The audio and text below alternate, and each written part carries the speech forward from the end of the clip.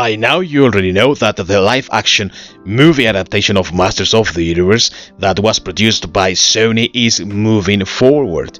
And I said was because that is exactly what is happening.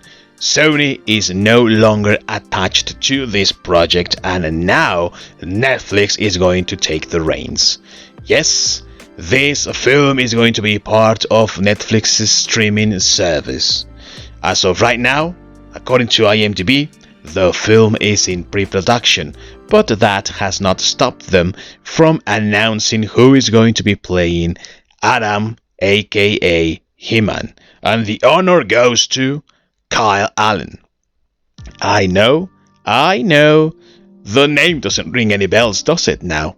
Well, if that is the case with you, dear viewer, it is because despite what Variety and The Hollywood Reporter and all those sites say that he's a star, well, he starred in West Side Story, that Steven Spielberg production that nobody went to watch last December. So he is quite unknown, very unknown actually.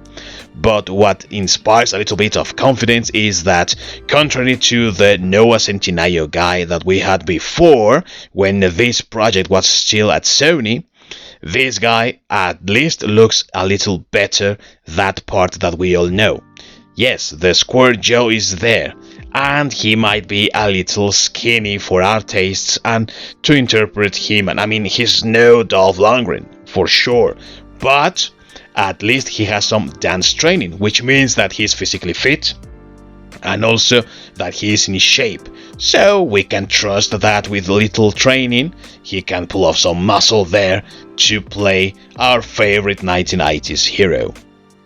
But where I have a little bit more concern is in the following information that we got also from these different sites like The Hollywood Reporter, Variety and all these places. To begin with, we have there as directors the Nee brothers. Yes, that name doesn't ring any bells either, right? Well, don't worry, with me it's exactly the same case. I don't know who these guys are, but they are in charge of writing the script alongside David Callum. Now, I suppose that maybe to some of you that are more cinephile, that name does ring a bell, and if you are in all this superhero stuff, I am sure that you know who this guy is, because he was in charge of Wonder Woman 1984. Yeah, he was there. He participated in that dumpster fire, of course, but he also wrote Shang-Chi and the Legend of the Ten Rings. So you can very well know what to expect from this guy. I mean, we are talking about forced fake diversity that we have been having since, I don't know, I think it was 2015 when we started with this. We can expect that to be there, but also nonsensical stuff. We can expect some of the worst work, really, when he is attached to a project. Sure enough, we also have some other talent, or at least some names that have made it into the industry and are well known for some work, like Robbie Brenner, who produced Dallas Buyers Club, that film that also won Oscars and won lots of awards, and it's one of those loaded films out there. Yes, sure, but she was also, at least to my knowledge, attached for a time to that Barbie project also from Sony that has been canned. It was that project that was supposed to be with Margot Robbie playing Barbie, but as far as I know, the project didn't move forward with Sony, and the project is just in limbo as of the making of this video, at least. Maybe later on we will see that the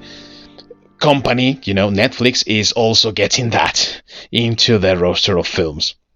But there are also other people involved in this, like Jason Blumenthal, that if you didn't know who he is or what his resume is, well, he was behind The Equalizer and The Equalizer Part 2, and Devon Franklin from Franklin Entertainment. Now, the thing here with having Blumenthal and Franklin is that these guys in their respective films also had this forced fake diversity and some other stuff, like with the Equalizer and Denzel Washington. However much I love the guy, we know that the original Equalizer was not black, so we can expect that to take place also in this movie.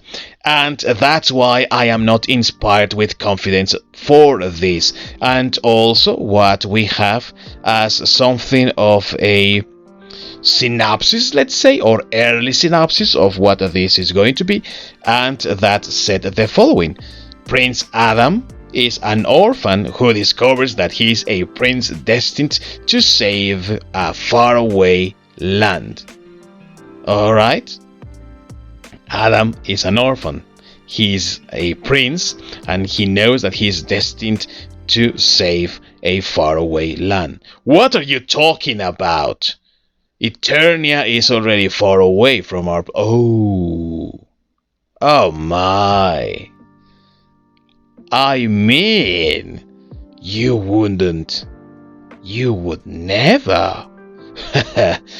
My friends, dear viewers, I think that they are trying once again to set at least a part of the film in Earth once again. Oh my goodness.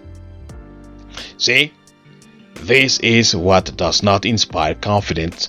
All these changes that they are trying to spin into the story, all these things that they are trying to draw from other sources. I mean, I bet you that many of the things that they are trying to spin into this come from Brenner and from her failed Barbie thing. They come from Franklin and his failed projects. And they come from other sources, but not from the source material. And I know what you're going to say. That material has changed as much as a baby can change diapers. I know that. But there is at least something that has already been established and accepted, and things that have already been taken by other productions and has been done properly.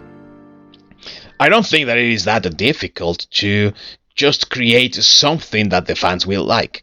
We are talking about fans of something along the lines of Conan the Barbarian. So you have Sword and Sandal, if you have Sword and Sorcery, if you have something similar to Dungeons and Dragons, the game, not the movies, if you have something also there thrown into the mix of Lord of the Rings or fantasy and epicness, if you have there all these elements, I think that you can just produce something decent. But when you try to come up with, now he's an orphan, just like I think that I read that for the Barbie take that they were going to produce over at Sony.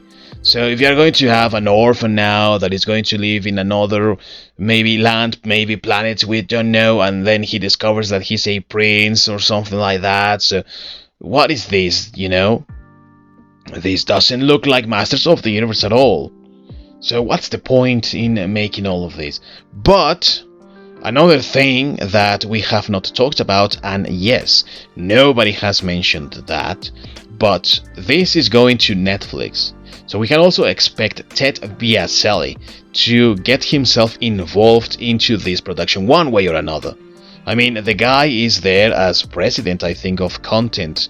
So we can actually expect that he has something to do and a thing or two to say about the production. One of the things that also destroyed, in my opinion, Revelation was precisely his hand into all of this. He was instrumental in bringing diversity and in telling Kevin Smith what he liked, and much of all that woke garbage that we had in Revelation, all that nonsensical stuff that we had in Revelation, well, all that came from Biaselli, because also he is one of those virtue signalers over at Hollywood. He knows about Masters of the Universe, of course, but he doesn't care. He tries to spin it, and he tries to go for the woke, the message, the agenda, the virtue signaling, so we know how this is going to play in the end. So, until we know a little bit more about this, I think that this Allen guy, well, he's okay. it is an improvement from what we had before. What they are trying to spin into the story, I don't like that at all. And the people that are involved in this, they may have something to their name, maybe they are successful in what they do, but I see a lot of the same woke individuals, and I can expect the same old woke garbage that we have been having for the last years. That in itself inspires in me no confidence, but also makes me feel less enthusiastic about this project. What about you, dear viewer? What's your opinion on all this? Let me know yours down below in the comments, and until next time, peace out.